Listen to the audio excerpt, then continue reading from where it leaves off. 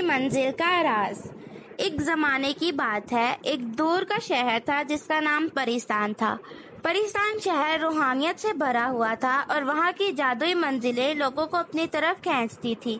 مگر ایک رات پریستان میں ایک انوکھا سایہ چھا گیا۔ ہر رات کو چاندنی کی روشنی میں شہر کی ہواؤں میں کچھ عجیب تھا۔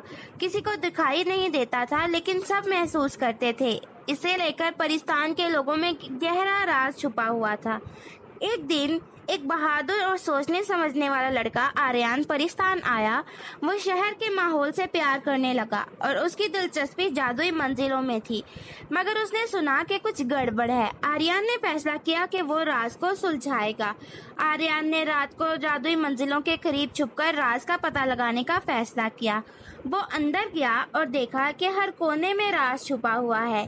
چاندنی کی جھلک میں وہ ایک پرانی کتاب ڈھونڈنے لگا۔ کتاب ملنے کے بعد آریان نے راز کو سمجھا۔ پریستان میں کسی نے جادوئی منزلوں کی اصلیت کا استعمال غلط طریقے سے کیا تھا اور اس کے نتیجے میں جادوئی منزلیں لوگوں کے لیے خطرناک بن گئی تھی۔ ان کا جادوئی اثر شہر پر برا اثر ڈالنے لگا تھا۔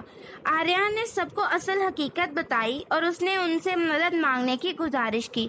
لوگوں نے بھی اس کی ہمت اور سچائی کو سراہا اور آریان نے بھی سب کو بتایا کہ کبھی کبھی ہمیں اپنی سوچ کے طریقوں کو بدلنے کی ضرورت ہے۔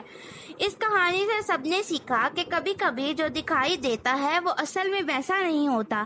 کبھی کبھی ہمیں خود اپنی سوچ کو اور کرنے کے طریقے کو بدلنا چاہیے تاکہ ہم صحیح راستہ چن سکیں۔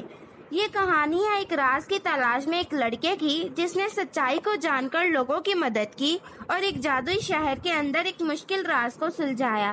اور اس کہانی سے ہم نے ایک نئی سوچ سیکھنے کو ملتی ہے۔ اب آپ بتائیے کہ آپ نے میری اس کہانی سے کیا سبق حاصل کیا؟